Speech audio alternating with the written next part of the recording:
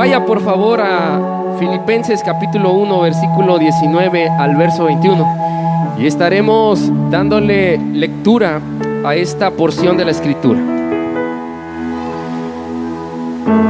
Sígame con su vista si es tan amable, y dice así la palabra del Señor: porque sé que por vuestra oración y la suministración del Espíritu de Jesucristo, esto resultará en mi liberación, conforme a mi anhelo y esperanza de que en nada seré avergonzado. Antes bien, con toda confianza, como siempre, ahora también será magnificado Cristo en mi cuerpo, o por vida o por muerte. Porque para mí el vivir es Cristo y el morir es ganancia. Ocupe su lugar si es tan amable.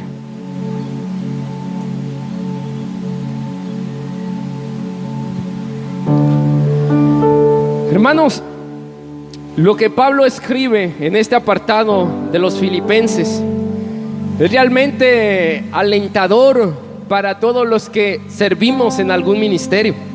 Vemos a un hombre que realmente las pruebas y las adversidades de la vida lo han fortalecido.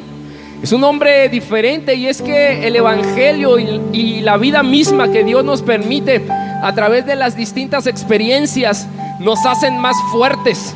Debemos saber también que es sencillo decirle a un hermano o a un amigo o a una persona inconversa que confíe en Dios cuando él se encuentra bajo el fuego de la prueba.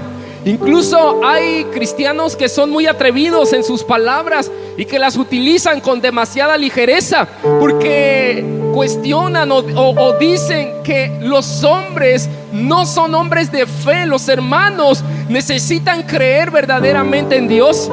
Hay quienes en medio de la prueba se sienten desanimados porque algún hermano o alguna hermana le ha ido a visitar y le ha causado tristeza o dolor en su corazón el hecho de que en lugar de inyectarle el ánimo que está esperando, le sentencia o le juzga con palabras como las que Job utilizó, los amigos de Job, utilizaron mientras él estaba sumergido en una verdadera crisis.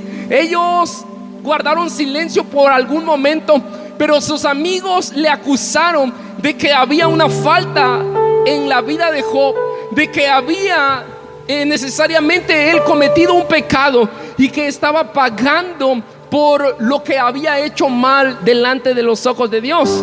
Y aunque él pudo hablar Job con Dios, se pudo expresar y pudo plantear el dolor que había en su corazón y sobre todo las grandes interrogantes, y en algún momento él se presentó delante de Dios verdaderamente en toda la plenitud de hombre, pero nunca, jamás maldijo la presencia de Dios. En Job siempre hubo palabras que en realidad son lindas y que deberíamos nosotros considerar e imitar. La confianza en las promesas de Dios siempre será el camino a la victoria. Confiar en Dios es estar totalmente seguro de que uno va a recibir en realidad lo que está esperando. El cristiano siempre debe caminar en su vida, y por donde quiera que ande, aun si el camino es el de valle de sombras y de muerte, su confianza debe estar plena en el Señor. El salmista escribe en el capítulo 37, versículo 5 lo siguiente: encomienda al Señor tu camino, confía en Él y Dios actuará. Cuando la confianza del cristiano se deposita en el Señor, esto nos ayudará para mantener gozo y esperanza en nuestro corazón. Pablo habla en estos versículos de 4 cosas. Todo este capítulo 1 nos habla de 4 cosas que pudieron robarle el gozo a Pablo: las pruebas, la calumnia de los predicadores que se volvieron detractores y enemigos del apóstol, la muerte y su propia carne. Pero en la vida de Pablo podemos nosotros considerar que ni la misma muerte lo hizo retroceder hacia el propósito que Dios tenía para con su vida. Ni la misma muerte le robó el gozo que había en el corazón de Pablo. Pablo frente a la posibilidad de la muerte, no se quebró. Pablo, estando cara a cara frente a la muerte, decidió confiar en el Señor que lo había llamado. Pablo nos refleja la vida de un hombre que sabe con claridad cuál es la meta. Prosigo hacia la meta, dijo el apóstol Pablo, al supremo llamamiento de Dios que es en Cristo Jesús, Señor nuestro. Pablo tenía un propósito en su vida: predicar el evangelio, vivir en Cristo, predicar de Cristo, soportar la cárcel por Cristo y por el evangelio de Cristo. Y si era necesario, para Pablo estaba en claro que si él tenía que morir por Cristo y por su causa, él estaba dispuesto a hacerlo también. ¿Por qué Pablo tiene una confianza de tal magnitud? Porque Pablo, hermanos, había aprendido lo que Dios a lo largo de las experiencias de su vida le había querido enseñar. Pablo sabía que si él depositaba su confianza en Dios, Dios no lo iba a avergonzar. Dios no lo iba a dejar en la condición en la que él se encontraba. Pablo confiaba en la intervención de Dios. En la vida nada va a ocurrir, queridos hermanos, si no es por la voluntad de Dios. El mismo Señor Jesucristo en Mateo 6:10 nos enseñó que la voluntad de Dios se tiene que hacer en el cielo y así también en la tierra. Debemos saber que cuando somos cristianos no tenemos una tarjeta de beneficios exclusivos. No hay tarjetas VIP como en algunos centros de entretenimiento o centros comerciales las hay. Por ser hijos de Dios no tenemos un derecho de un trato exclusivo. Hay quienes han creído esto de forma equivocada y por eso han exigido a Dios que cumpla no la voluntad de Dios, sino la voluntad que hay en su propio corazón. Hay hombres que de forma equivocada decretan y declaran y hacen uso de la confesión positiva para que Dios se ajuste a sus propias necesidades. El evangelio no se va a ajustar a la necesidad de nadie. El hombre tiene que vivir de acuerdo a los estándares del evangelio. El hombre tiene que mostrarse humilde. El mismo Hijo de Dios, Jesucristo, se humilló delante del Padre y le dijo: hágase tu voluntad. ¿Por qué creer entonces que tenemos un derecho mayor al de Jesucristo? ¿Por qué creer entonces que nosotros vamos a recibir un trato preferencial frente a las circunstancias de la vida? No, la Biblia nos enseña que Dios, hermanos, es justo para darle a cada uno de acuerdo al trabajo y a las obras que han desempeñado. No nos creamos tales mentiras. No pensemos en que por ser hijos de Dios, Dios nos va a tratar de una manera en la cual nosotros nos sintamos muy cómodos. No, porque Dios nos llevará por caminos diferentes, nos llevará por desiertos para que ahí podamos ser afirmados en la fe. Dios nos transitará por el valle de sombra y de muerte. Dios nos llevará como el Espíritu llevó a Jesús por el desierto, pero de ahí tiene que salir lo mejor de cada uno. Debemos saber que el cristiano que se somete a la voluntad de Dios es un cristiano que ha entendido el evangelio de Cristo. Debemos vivir sometidos a Dios, sometidos a la voluntad del Padre. Y Pablo esperaba que la voluntad de Dios fuera que él prontamente fuera liberado de la prisión. Pablo creía que la intervención de Dios era algo verdadero. Tenía una certeza en su corazón. Nada le robaba la convicción que había en su vida de que Dios iba a intervenir en medio de la prueba que él estaba viviendo. ¿Por qué decimos esto?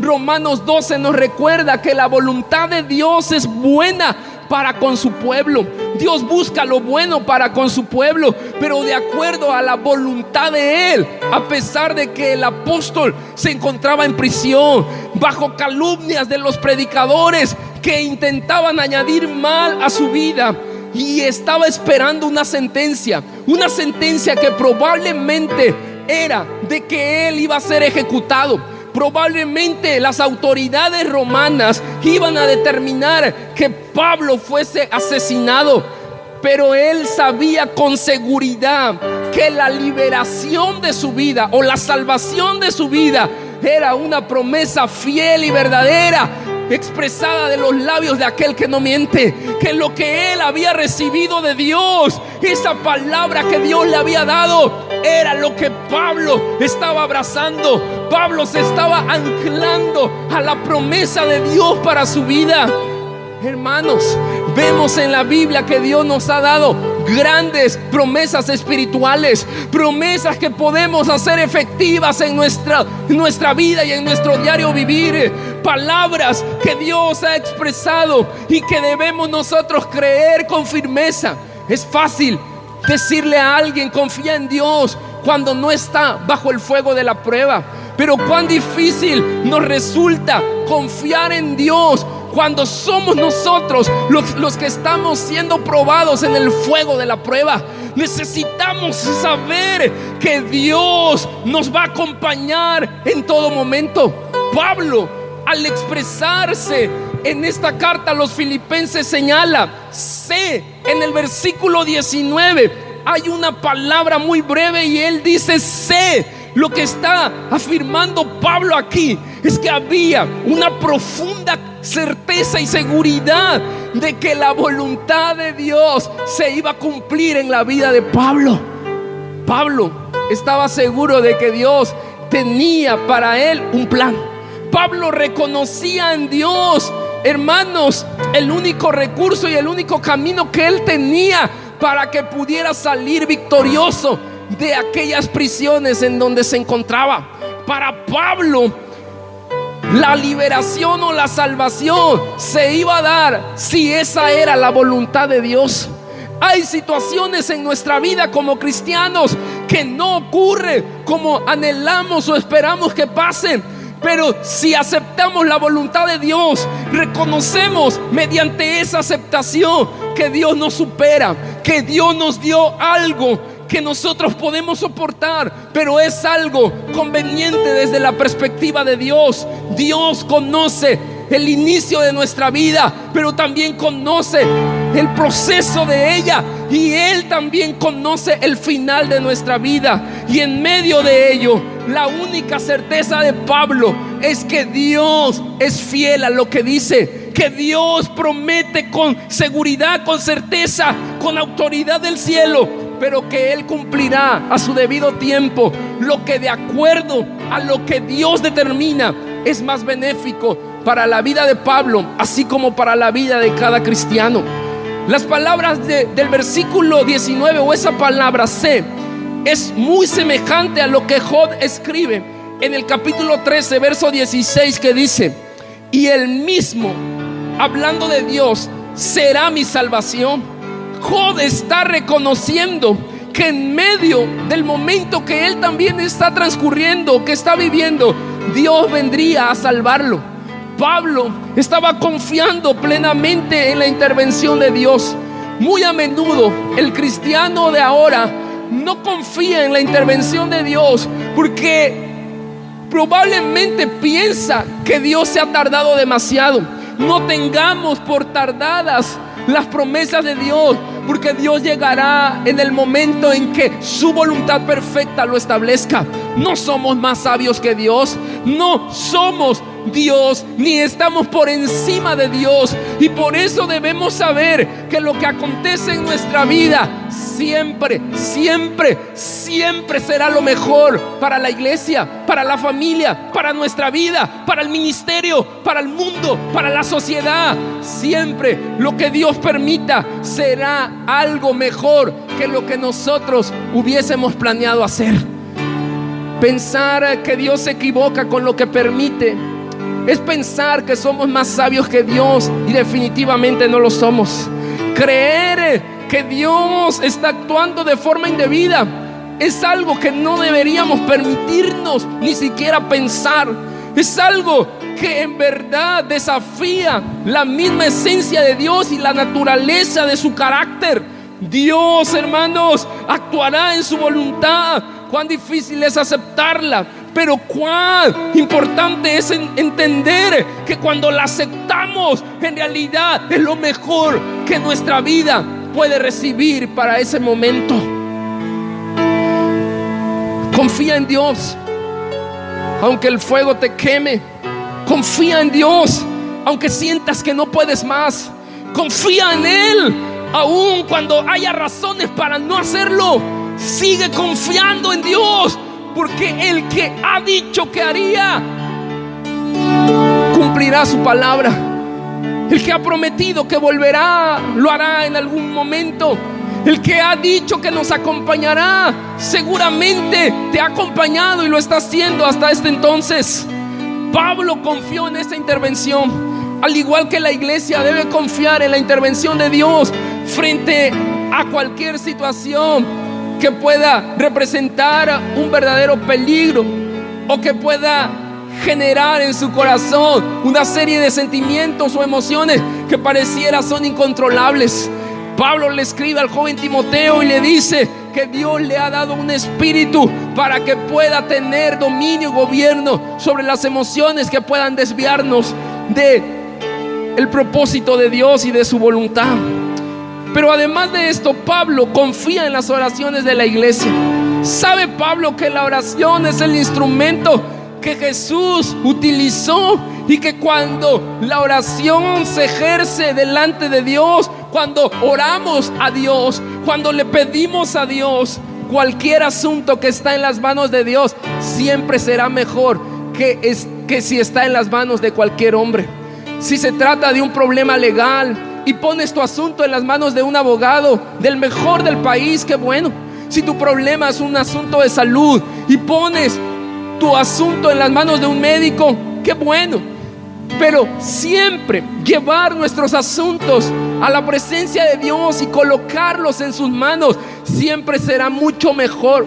No habrá mejor lugar para depositar nuestros asuntos o nuestras situaciones que en las manos de aquel que creó el universo, que nos hizo a su imagen y semejanza, aquel que sostiene al mundo y al universo entero. No hay mejor lugar para decirle: aquí están, Señor, los asuntos por los cuales yo creo que tú me puedes ayudar y que necesito de ti. Y Dios puede hacerlo.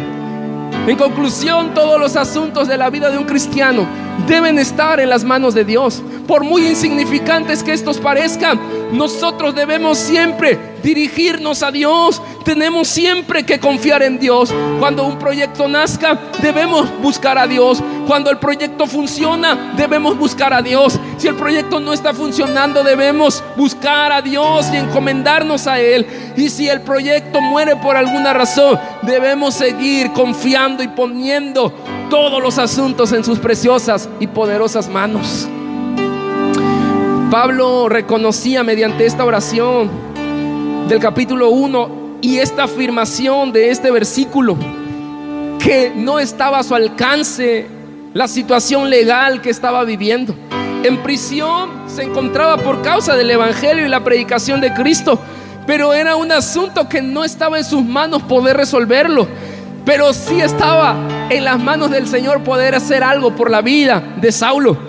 Por eso Pablo reconoce que las oraciones que la iglesia de los filipenses hacen son oraciones importantes, porque la oración, la palabra de Dios y la intervención del Espíritu Santo son tres elementos que siempre van a caminar juntos de la mano para que podamos ver victorias en el Señor. Vemos que para Pablo la oración representó algo importante. Le escribe a las iglesias en varias ocasiones que él tiene la necesidad de que la iglesia pueda orar por él. En Romanos, por ejemplo, capítulo 15, versículo 30, señala lo siguiente: pero os ruego, hermanos, por nuestro Señor Jesucristo y por el amor del Espíritu, que me ayudéis orando, dice, por mí a Dios. Pablo estaba mostrando la humildad y la fragilidad que hay en un siervo de Dios. Pablo estaba pidiéndole a la iglesia encarecidamente que lo sostuvieran, que lo ayudaran para que él pudiese recibir una respuesta y una intervención de Dios como resultado de la oración de la iglesia. Cuán importante es señalar que la iglesia debe orar por su liderazgo. La iglesia debe clamar por ellos, pidiendo que Dios les ayude a cumplir el llamado que Él les ha hecho.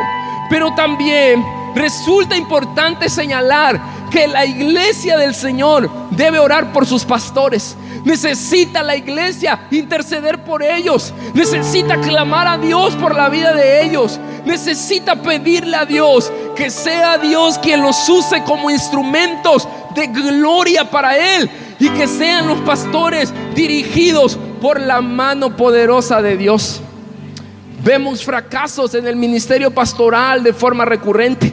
Vemos hombres que se desvían de la sana doctrina y predican cualquier cosa que no es la palabra de Dios.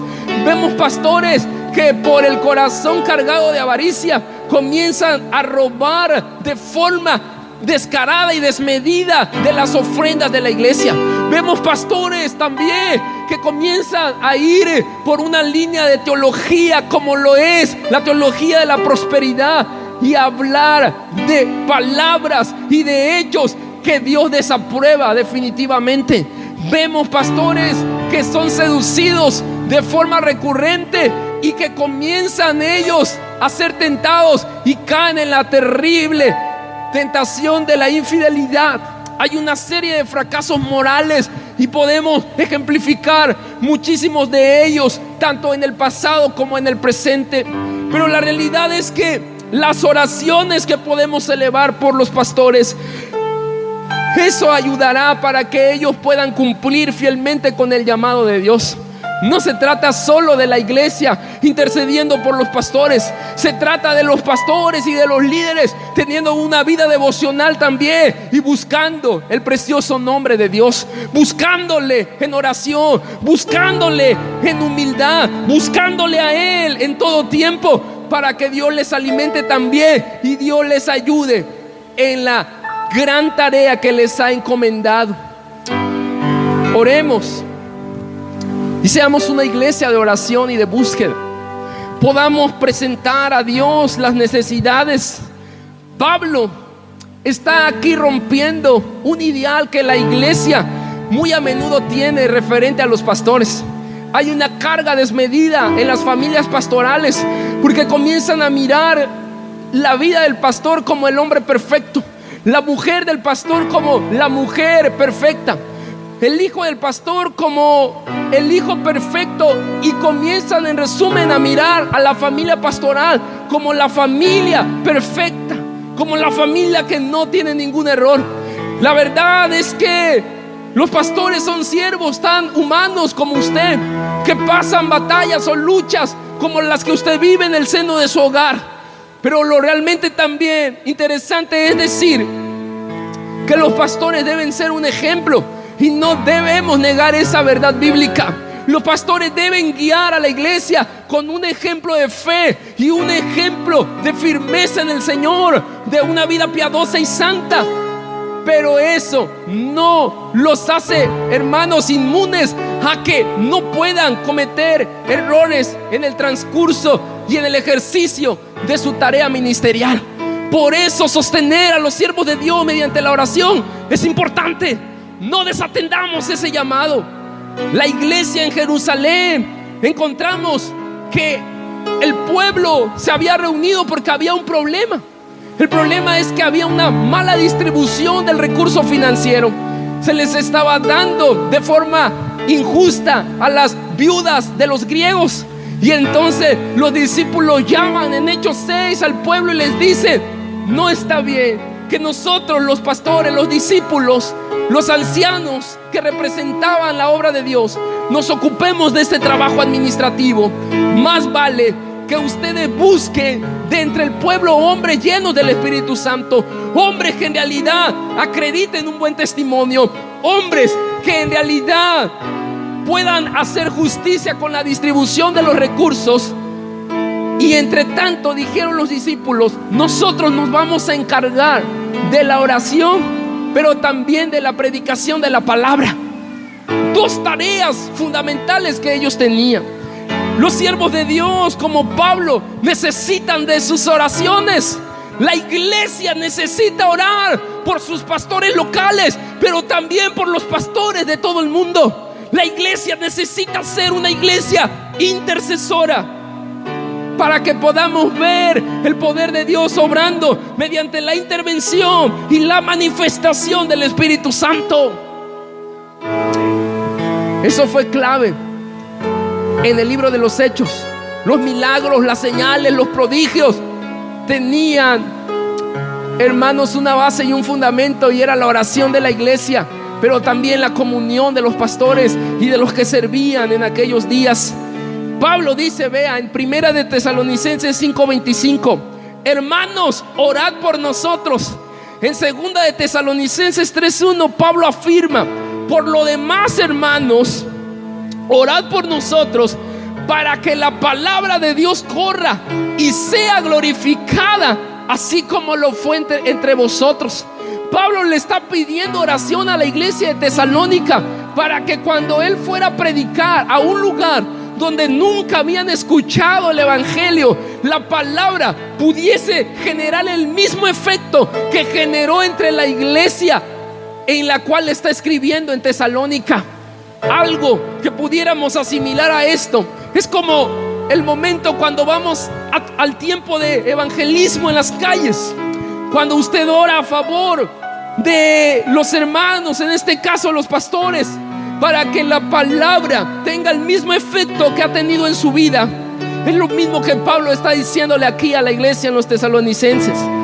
Pero vea lo que dice en 2 de Corintios 1:5, 1:8 al 11, y dice lo siguiente: porque de la manera que abunda en nosotros las aflicciones de Cristo, así abunda también por el mismo Cristo nuestra consolación.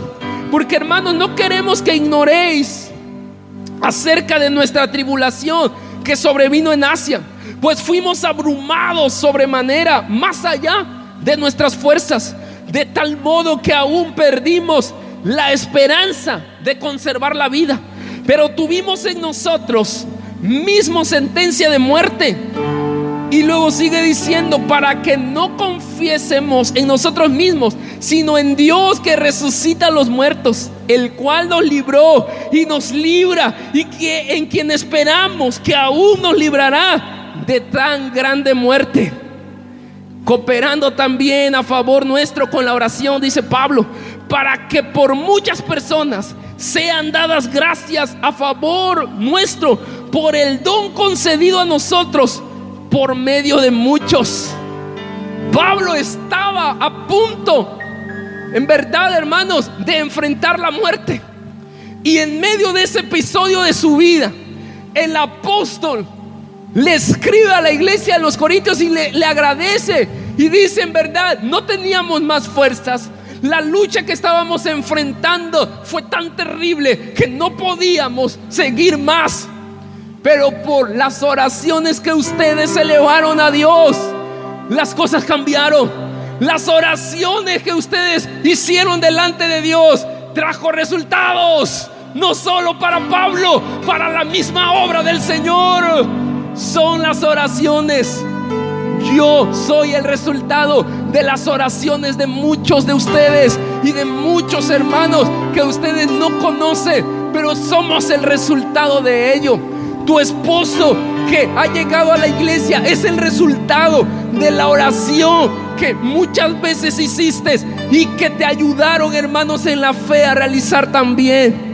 La obra de Kairos es el resultado de las oraciones de muchos hermanos que hoy están aquí y que tal vez algunos no están por diferentes razones, pero es el resultado de las oraciones que han elevado delante del Señor. Somos eso. Por eso necesitamos orar y levantarnos a interceder por los hijos de Dios, por la iglesia, por los que están enfermos, porque la intervención del Espíritu Santo se hará palpable. En Romanos 8:26 dice que si alguien se cuestiona en el asunto de la oración, el Espíritu intercede por nosotros. En Mateo 10:19-20 dice que si no hay palabras que podamos expresar, el Espíritu nos pondrá las palabras. Si no tenemos fuerzas, Hechos 1:8 dice que la intervención de Dios es mediante la fuente de poder del Espíritu Santo. Y la Biblia dice que el Espíritu nos ayuda para cosechar frutos espirituales en Gálatas 5:22 y 23. ¿Cuánto necesitamos al Espíritu Santo en nosotros? ¿Cuánto necesitamos al Espíritu Santo en nuestras familias, en nuestros corazones, en nuestra iglesia? ¿Cuánto necesitamos del Espíritu que mediante la oración y la palabra de Dios hará que el cristiano avance en victoria y en victoria? Y esas victorias espirituales solo las da el Señor. Y finalmente, Pablo confía en la esperanza de Cristo. Si usted ve el pasaje, Pablo dice que tiene un anhelo y una esperanza en su corazón. Y él quería salir de aquella prisión para predicar de Cristo. La esperanza de Dios no avergüenza. Romanos 5:5 lo dice. La esperanza de Dios no avergüenza. Si bien el mundo y los detractores, si bien hay muchos que intentan ridiculizar el evangelio, tal vez hay incrédulos que frente a desgracias humanas, ante muertes o ante asuntos catastróficos de la naturaleza que han cobrado factura elevada, se acercan y preguntan: ¿dónde está tu Dios? Tal vez a usted en su misma casa, para no ir tan lejos, le han preguntado: ¿dónde está tu Dios? ¿Qué hizo Dios frente a un evento catastrófico de tu vida? ¿Qué hace Dios frente a la maldad de este mundo? ¿Dónde está Dios? ¿Dónde se escondió? Preguntan algunos en tono de burla. A nuestro Dios nadie lo va a burlar. Dios no puede ser burlado, dice la Escritura. Dios tiene el control de las cosas, aunque pareciera que no es así. Aunque pareciera que el control de las cosas no está en manos de Dios, Dios siempre tendrá un plan a las eventualidades de la vida. Dios siempre estará en control de las cosas, aunque nuestra percepción sea totalmente distinta a esa. A Dios nada lo toma por sorpresa. Nada ocurre de la nada, aunque los científicos quieran afirmar eso y lo enseñan, muchos de ellos. Pablo conocía que Dios tenía un plan, pero no sabía cuál era el plan. Él sabía que Dios no lo iba a dejar, que Dios iba a trazar y había trazado ya algo en su vida, pero él no sabía el paso que iba a seguir en el plan que Dios ya tenía para la vida del apóstol. Todos debemos tener esa verdad muy presente en la mente. Dios tiene un plan. No sabemos con exactitud qué es lo que va a pasar el día de mañana, en 6 meses, en un año, pero lo realmente exacto es que Dios tiene un plan para tu vida. Un plan que, de acuerdo, hermanos, a lo que Él ha establecido ya para nuestra vida, se ejecutará a su manera. Y Pablo señala que hay una posibilidad de ser avergonzado. ¿Quién lo iba a avergonzar a Pablo? ¿El César? Probablemente. ¿El mundo? ¿Y sabe quién? La iglesia. La iglesia se pudo haber desalentado. Los hermanos, al mirar la condición de Pablo, pudo haber la iglesia sentido un dolor en su corazón y se pudo haber desanimado. Pero ¿sabe qué es lo que cambia realmente la esencia de todas las cosas? La actitud que Pablo muestra. Pablo muestra una actitud de gozo en medio de lo que está viviendo. ¿Cuál es el asunto aquí que Pablo vive? Es que puede morir. Todos sabemos que vamos a morir, pero es impresionante la filosofía que tiene sobre la vida y sobre la muerte. Él dice que la vida es Cristo. Pablo dice: para mí el vivir es Cristo y el morir es una ganancia. ¿Sabe por qué no le espanta a él morir? Porque él había renunciado a vivir para Pablo y había aceptado vivir para Cristo. ¿Sabe por qué muchas veces nos aterroriza pensar en la muerte? Porque queremos vivir para nuestros propios placeres. Queremos vivir para nuestra propia vida, para nuestros propios deleites, para cumplir nuestros propios sueños, para cumplir nuestras propias metas, para cumplir lo que queremos hacer nosotros desde el anhelo y lo profundo del corazón.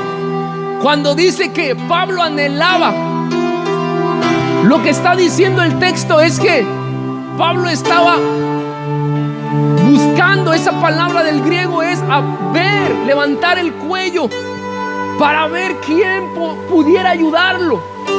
Algo muy parecido como cuando usted está en algún punto de la ciudad y cita a una persona que le va a ayudar con algún inconveniente. Mira el reloj y está esperando y está levantando el cuello, la cara, para ver a qué horas va a llegar esa persona. Pablo estaba levantando su mirada, reconociendo que Dios era el que le iba a poder ayudar, porque Dios tenía un plan para su vida y porque el evangelio no lo iba a avergonzar, porque la esperanza no avergüenza, porque el que confía en Dios no será avergonzado. Pablo, en estas palabras bien sencillas, nos demuestra que su meta era Cristo. ¿Sabe por qué no le causa temor morir? ¿Quién lo llevó a la cárcel? La predicación del evangelio. Por eso estaba ahí recluido. Si por el evangelio iba a morir, para él no era algo que lo atemorizara, porque él sabía que su vida no le pertenecía. Su vida le pertenecía ahora a alguien mayor que él, y su nombre es Dios. ¿Por qué temes? Si Pablo dice: para mí el vivir es Cristo y el morir es ganancia. ¿Para qué estás vivo? El cristiano está vivo para predicar el evangelio, para amar a su prójimo y para gozar de la presencia de Dios en plenitud. El incrédulo está vivo para escuchar el mensaje del evangelio, porque Dios no quiere que nadie perezca, sino que todos procedan al arrepentimiento. Pero si tú estás vivo y no estás amando al prójimo, si estás vivo y no estás gozando de la presencia plena y la plenitud de Dios, y estás vivo y no estás predicando el evangelio, no estás viviendo para Cristo.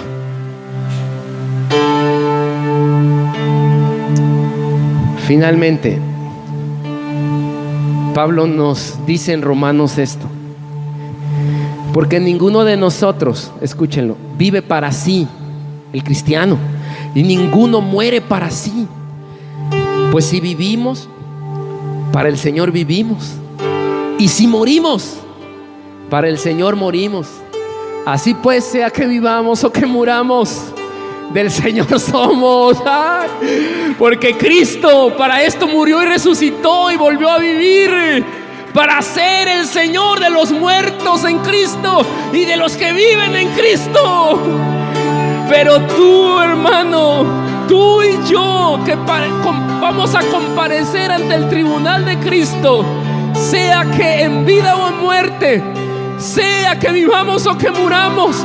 Pablo dice: dale la gloria a Dios, dale la gloria, dale la gloria, dale la gloria, dale la gloria a Dios. Sea que vivamos, dale la gloria, dale siempre la gloria a Él.